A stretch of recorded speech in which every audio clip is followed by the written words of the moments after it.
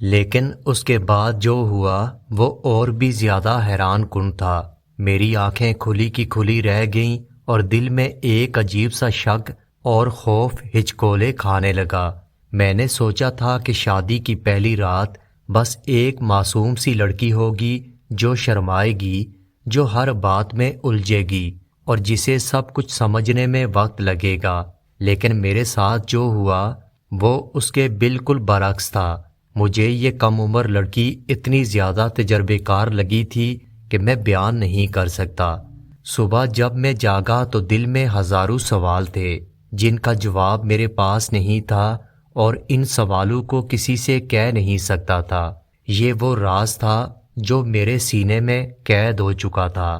صبح ہوتے ہی میری ماں میرے کمرے میں آئی اور وہی سوال پوچھا جو اکثر مائیں نئی نویلی دلہن کے کمرے کے باہر انتظار کے بعد پوچھتی ہیں۔ انہوں نے کہا کہ بیٹے، میں نے تیرے بستر پر سفید چادر بچھائی تھی، وہ چادر کہاں ہے؟ میں نے ماں کو دیکھتے ہی ایک لمحے کے لیے دل ہی دل میں گھبراہٹ محسوس کی۔ میں نے کہا وہ تو ادھر ہی موجود ہے، لیکن میں تھوڑا پریشان ہوں۔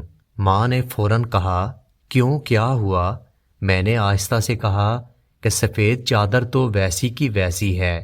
میری ماں نے یہ سن کر آنکھیں پھاڑ کر میری طرف دیکھا، کہنے لگی یہ کیسے ہو سکتا ہے؟ میں نے کہا کہ ماں بس چھوڑیں، آج کل ایسا ہی ہو رہا ہے۔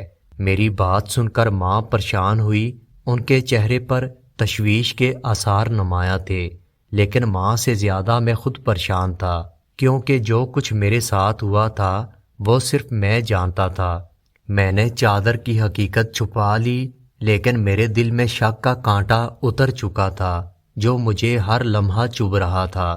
اگلے دن ولیمہ تھا اور ولیمے کی رسمیں بھی ہنسی خوشی میں ختم ہو گئیں۔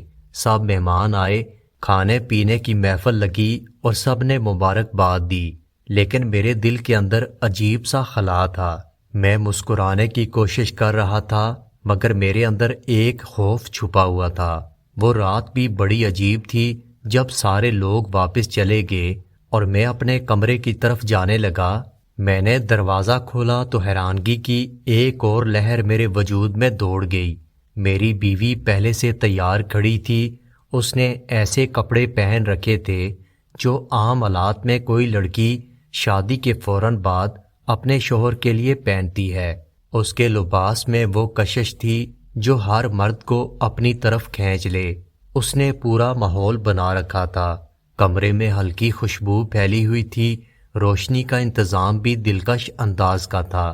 میں نے دل ہی دل میں سوچا کہ یہ سب کیسے ممکن ہے؟ یہ تو وہ سب کچھ ہے جو میں چاہتا تھا، لیکن میرے اندر ایک بار پھر سوالات اٹھنے لگے۔ وہ مجھے اپنی طرف بلا رہی تھی اور میں بھی اس کی طرف کھینچا جا رہا تھا۔ ہم دونوں میاں بیوی تھے اور ہماری نئی نئی شادی ہوئی تھی، لیکن اس کے طور طریقے اتنے پروفیشنل اور اتنے تجربہ کار لگ رہے تھے کہ میرے دماغ میں وسوسے جنم لینے لگے۔ دل میں سوال اٹھ رہے تھے اور ہر سوال اپنے ساتھ خطرناک جواب لا رہا تھا۔ میں سوچ رہا تھا کہ یہ کم عمر لڑکی آخر اتنا سب کچھ کیسے جانتی ہے؟ اس نے مجھے ایسے طریقوں سے خوش کرنے کی کوشش کی جن کا خواب ہر مرد دیکھنا چاہتا ہے، لیکن یہ لڑکی جو ابھی بہت کم عمر تھی، یہ سب کچھ کہاں سے سیکھ کر آئی تھی؟ یہ سوال مجھے بار بار ہلا رہا تھا۔ میں نے اسے سیدھا پوچھ لیا کہ تمہارے پاس موبائل ہے؟ تو وہ معصومیت سے بولی میرے پاس موبائل نہیں۔ میں نے کہا شادی سے پہلے بھی نہیں تھا؟ تو اس نے فوراً کہا نہیں، جب میری پڑھائی پوری ہوئی تو اسی دوران میری شادی ہو گئی اور مجھے موبائل رکھنے کا ٹائم نہیں ملا۔ میرے والد نے کہا تھا کہ جب پڑھائی ختم ہوگی تو تمہیں فون لے کر دوں گا، لیکن اتنے میں میری شادی ہو گئی، اب آپ مجھے فون لے کر دیں گے۔ میں نے دل ہی دل میں سوچا اگر اس کے پاس موبائل نہیں تھا تو پھر یہ سب کہاں سے دیکھا ہوگا؟ میں نے پھر سوال کیا اچھا یہ بتاؤ، کیا تم کمپیوٹر استعمال کرتی تھیں یا گھر میں انٹرنیٹ کا کوئی انتظام تھا؟ وہ فوراً کہنے لگی ہمارے پاس گھر میں کہاں کمپیوٹر تھا، ہمارے گھر میں تو ٹی وی تک نہیں۔ کمپیوٹر کہاں سے آئے گا؟ میں نے یہ جواب سن کر اپنا سر پکڑ لیا کیونکہ میرا شک اور بھی بڑھ چکا تھا۔ وہ تو بڑے آرام سے سادہ لہجے میں جواب دے رہی تھی، جیسے اسے کوئی اندازہ نہیں تھا کہ میں کس سوچ میں پڑا ہوا تھا۔ میں نے پھر کہا کہ اچھا پھر تمہاری دوستی ہوگی کچھ لڑکیوں کے ساتھ، اور آج کل لڑکیاں بڑی تیز ہوتی ہیں۔ وہ کہنے لگی کہاں، مجھے تو گھر سے باہر جانے کی اجازت نہیں تھی۔ میری ماں نے کبھی مجھے باہر جانے نہیں دیا۔ میں جہاں پڑھتی تھی وہاں بھی میری کوئی دوست نہیں تھی۔ میں نے کہا اچھا پھر کزنوں کے ساتھ آنا جانا ہوگا۔ وہ ہنستے ہوئے بولی کہاں، سارے کزن تو بہت چھوٹے ہیں، صرف ایک میں بڑی ہوں اور ایک اور لڑکا ہے، وہ مجھ سے کافی بڑا ہے، باقی سب کوئی 2 سال کا ہے، کوئی 3 سال کا۔ اس کا یہ جواب سن کر میں نے اپنے دونوں ہاتھوں سے اپنا سر پکڑ لیا۔ میں کرسی پر بیٹھ گیا۔ میں بہت پریشان تھا۔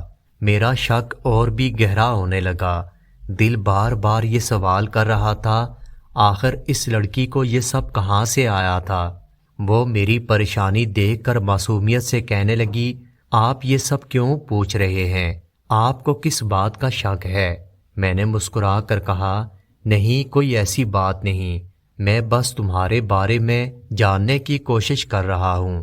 میں اندر سے بار بار سوچ رہا تھا اگر یہ سب اس نے گھر میں نہیں دیکھا، اگر یہ سب اس نے کسی سے نہیں سیکھا، اگر اس کے پاس کوئی ذریعہ نہیں تھا تو پھر یہ سب اسے کہاں سے آیا تھا؟ یہ سوال میرے لیے ایسا راز بن چکا تھا جو نہ میں کسی سے کہہ سکتا تھا نہ اپنے دل سے نکال سکتا تھا۔ میری بیوی مجھے بہت خوش رکھتی تھی، وہ ہر وقت میرے لیے کچھ نہ کچھ کرتی رہتی تھی، اس کے چہرے پر ایک مسکراہٹ رہتی تھی، وہ اپنی معصوم باتوں سے میرا دل جیت لیتی، اس کے انداز، اس کے لہجے، اس کی ہر حرکت میں ایک خاص کشش تھی جو مجھے اس کی طرف کھینچ رہی تھی۔ اسے کسی بھی مرد کو خوش رکھنے کے سارے طریقے آتے تھے اور وہ یہ بات فخر کے ساتھ کرتی تھی، لیکن اس کے پاس وہ طریقے تھے جو شاید کسی کو آتے بھی نہ ہوں۔ وہ خود اپنی خواہش کا اظہار کرتی، اپنے کپڑے خود بدل لیتی، خود اٹھاتی، میرے قریب آ کر بیٹھ جاتی اور اپنی نرم آواز میں بات کرتی، مجھے خوش رکھنے کے لیے ہر دن نئی نئی کوشش کرتی۔ لیکن میرے دل میں ایک شک پیدا ہو چکا تھا۔ میں یہ سوچنے لگا کہ شاید اس کے یہ سارے طریقے قدرتی نہیں بلکہ اس نے کہیں سے سیکھے ہیں۔ اس کے انداز اتنی مہارت سے بھرے ہوئے تھے کہ یہ عام بات نہیں تھی۔ میں اس کا رویہ دیکھ کر اس پر بھروسہ کرنے کے بجائے شک میں پڑ چکا تھا، بلکہ میں نے اپنی بیوی کو غلط سمجھنا شروع کر دیا، کیونکہ مرد عموماً ایسی عورتوں کو پسند کرتے ہیں جو شرماتی ہیں لیکن خود پہل نہیں کرتی۔ لیکن میری بیوی بالکل ایسی نہیں تھی، وہ خود پہل کرتی تھی۔ اس کے لیے یہ کوئی مشکل بات نہیں تھی، وہ میری طرف بڑھتی اور اپنے انداز میں مجھے خوش کرنے کی کوشش کرتی تھی۔ اس لیے میں نے دل ہی دل میں اسے غلط سمجھنا شروع کر دیا۔ ایک دن میں نے اسے سیدھا سوال کر دیا۔ میں نے کہا کہ تم جھوٹ بول رہی ہو یا پھر تم پہلے کسی کے ساتھ ایسے تعلقات بنا چکی ہو، یا شاید کسی عورت نے تمہیں یہ سب کچھ بتایا تھا، کیونکہ کسی عورت کو یہ باتیں اتنی گہرائی اور مہارت سے کیسے پتہ چل سکتی ہیں، یہ بات میں برداشت نہیں کر سکتا تھا۔ میں نے کہا تمہیں ایک سے ایک طریقہ پتہ ہے، ایسا کیسے ممکن ہے کہ اتنی کم عمری میں تمہیں یہ سب کچھ آ گیا ہو؟ میری بات پر وہ حیران بھی ہوئی اور پریشان بھی، اور پھر آہستہ سے بولی کہ آپ نے تو بڑی خوشی سے مجھ سے شادی کی ہے، میں نے آپ کو خوش رکھنے میں کوئی کمی نہیں چھوڑی، پھر بھی آپ مجھ سے اس طرح کی بات کیوں کر رہے ہیں؟ میری زندگی میں کوئی بھی نہیں تھا، لیکن آپ نے اس طرح سوال کر کے میرے دل کو دکھا دیا۔ میں نے پھر سوال کیا کہ سفید چادر کا کیا راز تھا؟ اس نے شرماتے ہوئے جواب دیا آپ کو پتہ ہے ہم غریب لوگ ہیں اور میں اپنے باپ کے ساتھ محنت مزدوری کرنے میں ان کی مدد کرتی تھی، شاید اسی وجہ سے یہ سب کچھ ہوا۔ اس نے بڑی عاجزی کے ساتھ یہ بات کی، لیکن میں اس کی بات سن کر دل میں اور زیادہ شک کرنے لگا۔ میں نے کہا یہ تم لڑکیوں کا سب سے بڑا بہانہ ہوتا ہے۔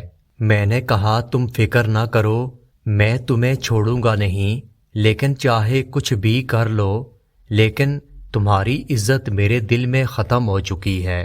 اس کے بعد میں نے اس پر اپنے جذبات کا بوجھ ڈالنا شروع کر دیا۔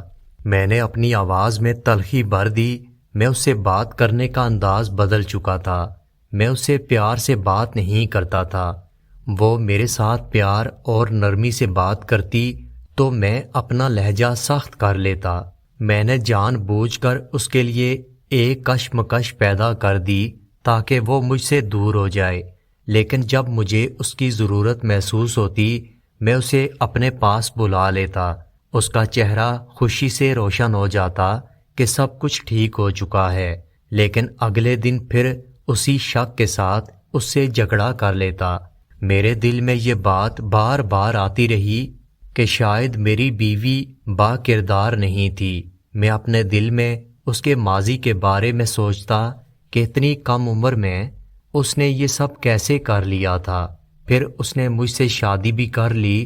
اگر اس کی مجھ سے شادی جلدی نہ ہوتی تو شاید وہ ابھی تک پورا محلہ اپنی باتوں اور عمل سے گندہ کر چکی ہوتی، لیکن اب میں کسی کو کچھ نہیں کہہ سکتا تھا کیونکہ میں نے خود ہی کم عمر لڑکی سے شادی کرنے کا کہا تھا۔ میں نے ماں کو جلدی میں کہا تھا اور جلدی میں یہ رشتہ کروایا تھا۔ اب میں خود اپنے فیصلے کا قیدی بن چکا تھا۔ میں اپنے اندر ایک الجھن اور شک کی گہرائی میں گم ہو چکا تھا۔ ہر دن اس شک کے ساتھ جی رہا تھا۔ میں نے اپنی بیوی کو بہت زیادہ پریشان کرنا شروع کر دیا تھا۔ ہر بات میں اس کے بارے میں شک اور تلخی شامل تھی۔ میں اسے چھوٹے چھوٹے تانے بھی دینے لگا کہ تمہارے تو پتہ نہیں کتنے یار رہ چکے ہیں، تم نے مجھ سے شادی کرنے سے پہلے کتنی کہانیاں سنی ہوں گی اور مجھ سے کتنی باتیں چھپائی ہوں گی۔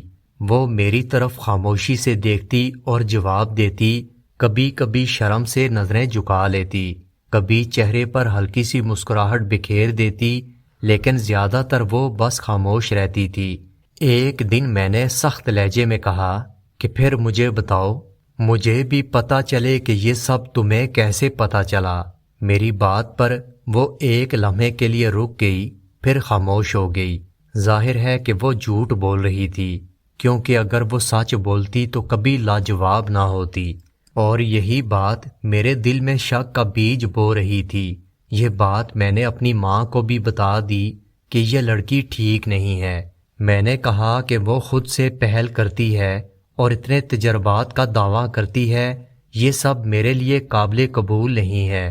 میری ماں بھی میری بات سن کر اس پر شک کرنے لگی۔ وہ بھی اس سے الگ الگ باتیں کرنے لگی، اس پر دباؤ بڑھانے لگی۔ میں گھر آتا تو دن بھر ماں اس کے بارے میں بات کرتی اور میں اپنے دل میں اسے سنبھالنے کے بجائے اور زیادہ شک کرنے لگتا۔ ایک دن میں آفس سے گھر واپس آیا تو میں اسے تانے دینے لگا۔ میری باتوں میں بہت سختی تھی۔ وہ میری باتیں سنتی رہی اور نظریں نیچی کر کے خاموش بیٹھی رہی، لیکن اس کی آنکھوں میں ایک ادھوری پریشانی اور دکھ صاف نظر آ رہا تھا۔ کچھ دن اسی طرح گزرے اور پھر ایک دن وہ اچانک بے ہوش ہو گئی۔ میں پہلے گھر والوں کو تلاش کرنے لگا، پانی لانے اور اس کے ہاتھ پاؤں ہلانے لگا، لیکن اسے ہوش نہیں آ رہا تھا۔ میں نے فوراً اسے اٹھایا، پانی چھڑکنے لگا، ٹھنڈا پانی اس کے چہرے پر ڈالا، لیکن وہ حرکت نہیں کر رہی تھی۔ میں نے زور سے اس کے کندھے ہلائے مگر اس کا جسم بے جان پڑا ہوا تھا۔ ہم اسے ڈاکٹر کے پاس لے گئے۔ ڈاکٹر نے بہت کوشش کی لیکن وہ ہوش میں نہیں آئی۔ ڈاکٹر کہنے لگا اس کی حالت بہت خراب ہے، اس نے بہت ٹینشن لی یا اسے کوئی صدمہ پہنچا ہے۔ اگر اگلے 48 گھنٹے میں اسے ہوش نہ آیا تو یہ کوما میں چلی جائے گی، اور ایک بار کوما میں جانے کے بعد صورتحال بہت خراب ہو جائے گی۔ پھر ڈاکٹر نے ہمیں یہ بھی بتایا کہ یہ لڑکی ماں بننے والی ہے، اگر یہ کوما میں چلی گئی تو بچے کی جان بھی خطرے میں پڑ جائے گی۔ میرے اوپر ایک باری ذمہ داری آ چکی تھی۔ میں یہ سوچ کر اندر ہی اندر پریشان ہو رہا تھا کہ میں نے خود اس کے ساتھ یہ رشتہ کیا تھا اور اب اس کی زندگی خطرے میں ہے۔ میں دل ہی دل میں بہت پریشان تھا، گھر والے بھی پریشان تھے۔ میں سوچ رہا تھا اگر خرچہ اٹھانے کی طاقت نہ ہو تو ہمیں کیا کرنا چاہیے۔ ایک طرف دل کہہ رہا تھا کہ اس کی مدد کروں، دوسری طرف میرا دماغ کہہ رہا تھا یہ فیصلہ بہت بڑا بوجھ ہے۔ میں گھر واپس آ کر خاموش اپنی سوچوں میں گم تھا۔ ڈاکٹر نے واضح بتا دیا تھا کہ اگلے 48 گھنٹے انتہائی اہم ہیں۔ میں اپنے کمرے میں بیٹھا اس کے بستر کے پاس جا کر اس کی حالت دیکھ رہا تھا۔ میں نے محسوس کیا کہ یہ سب اس کے اور میرے جھگڑوں کا دباؤ کا نتیجہ تھا۔ میں صبح بھی اس سے جھگڑا کر کے نکلا تھا اور دل میں بار بار یہ سوچ آ رہی تھی کہ شاید یہی وجہ ہے کہ اس کی طبیعت خراب ہو گئی۔ اچانک میرا ہاتھ اس کے بستر کی طرف گیا، جیسے کوئی اندر سے مجھے کھینچ رہا ہو۔ میں نے سوچا شاید اس کے تکیے کے نیچے کچھ موجود ہے۔ میں نے احتیاط سے اپنا ہاتھ بڑھایا، اس کا تکیہ اٹھایا۔ جیسے ہی تکیہ اٹھایا میں رک گیا۔ میرا دل زور زور سے دھڑکنے لگا کیونکہ جو کچھ میں نے دیکھا وہ میرے سارے سوالوں کے جواب دے رہا تھا۔ وہ ایک ایسی چیز تھی جس نے میرے دماغ میں لاکھوں سوال پیدا کر دیے۔ اصل میں تکیے کے نیچے ایک کتاب پڑی تھی جس کا نام گاما سوتر تھا۔